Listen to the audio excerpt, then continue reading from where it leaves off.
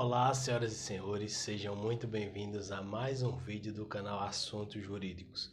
Meu nome é Albert, sou advogado e no vídeo de hoje nós vamos falar sobre os 14 motivos que levam você, que é empregado, a ser dispensado, ou seja, demitido por justa causa. Mas antes disso, eu gostaria de pedir a você para fortalecer esse trabalho. E como você pode fazer isso? Se inscrevendo no canal, ativando o sininho para receber todas as notificações e dando like no vídeo. Mas Albert, e para interagir com você, dar sugestões de vídeos ou tirar alguma dúvida, como eu faço? É simples, basta você comentar aqui embaixo do vídeo que eu responderei o mais rápido possível, tá bom? Agora, após a vinheta, fiquem com o vídeo.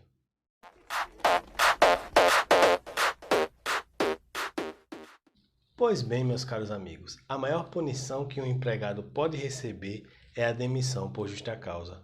O motivo disso é que, ao cometer uma falta grave, o trabalhador não tem o direito de usar o seguro-desemprego nem de sacar o saldo do fundo de garantia, por exemplo.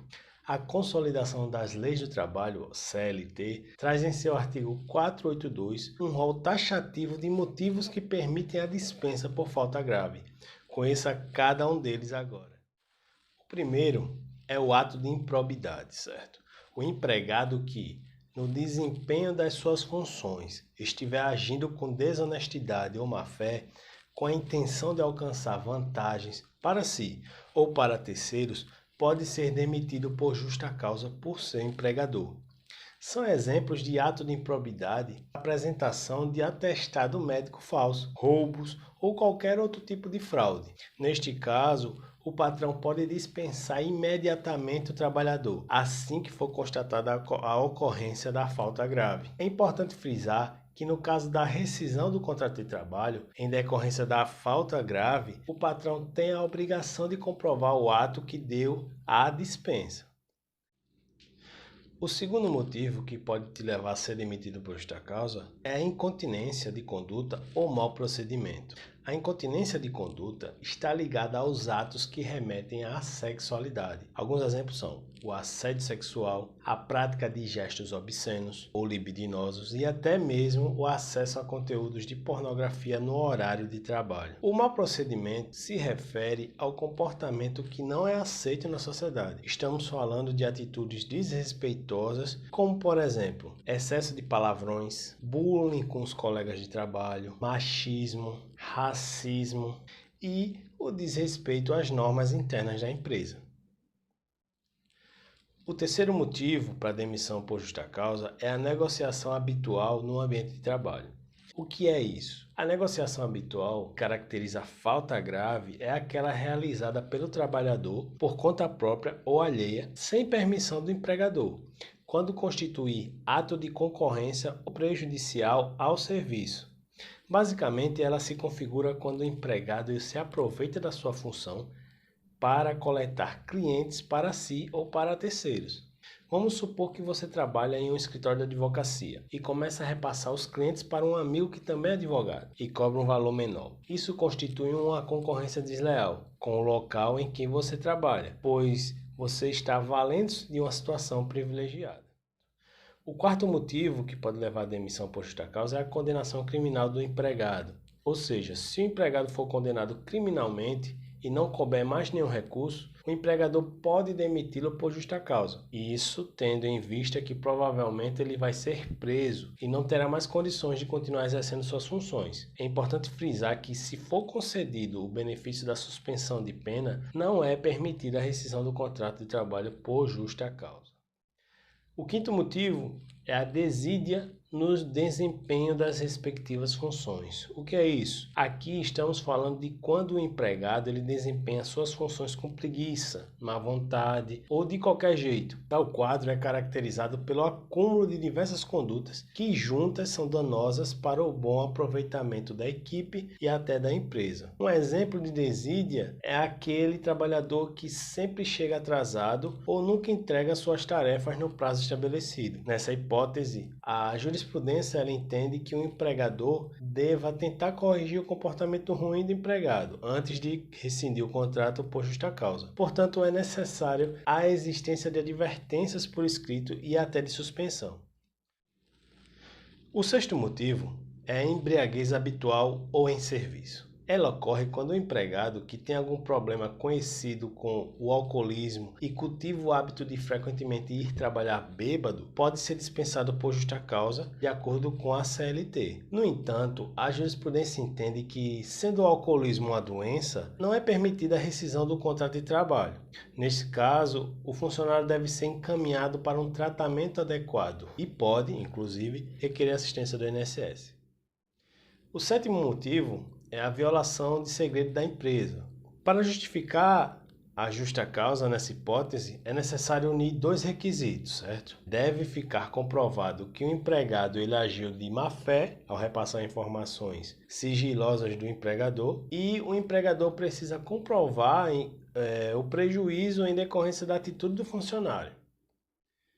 Oitavo motivo, ato de indisciplina ou insubordinação. O ato de indisciplina ocorre quando o empregado ele descumpre as regras verbais ou escritas da empresa, desrespeitar o vestuário exigido pelos chefes e fazer uso do e-mail de trabalho para fins pessoais são alguns dos exemplos. A insubordinação, no entanto, é caracterizada quando o trabalhador descumpre uma ordem direta dada por algum superior, seja verbal ou escrita. O nono motivo é o abandono de emprego. O abandono de emprego é a falta injustificada de um empregado por mais de 30 dias e ela é considerada abandono de emprego. Por isso, é prudente que o empregador ele envie notificação com aviso de recebimento para o endereço do empregado, querendo o seu retorno ao trabalho e informando que o não cumprimento acarretará demissão. O décimo motivo, qual é? É o ato lesivo da honra ou da boa fama, ou ofensas físicas praticadas no serviço contra qualquer pessoa. O empregado que praticar ofensa física ou moral contra qualquer pessoa durante o serviço, ou seja, colegas de trabalho, clientes, fornecedores e por aí vai, poderá ser penalizado com a justa causa. A única exceção ocorre no caso de agressão física que configure legítima defesa própria ou de outras pessoas, certo? Vale destacar ainda que a ofensa moral pode ser configurada por agressões verbais, calúnia e difamação contra outros colegas de trabalho.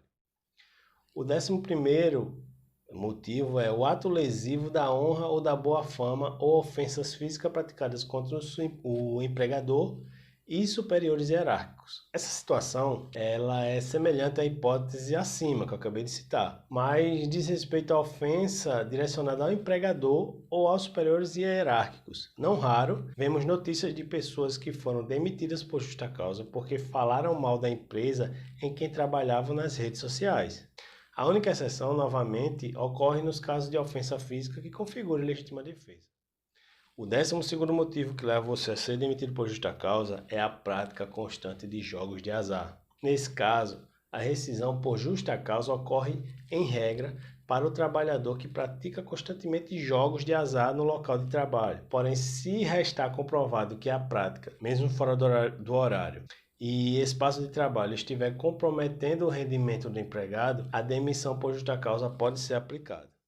13º motivo, estamos chegando no fim.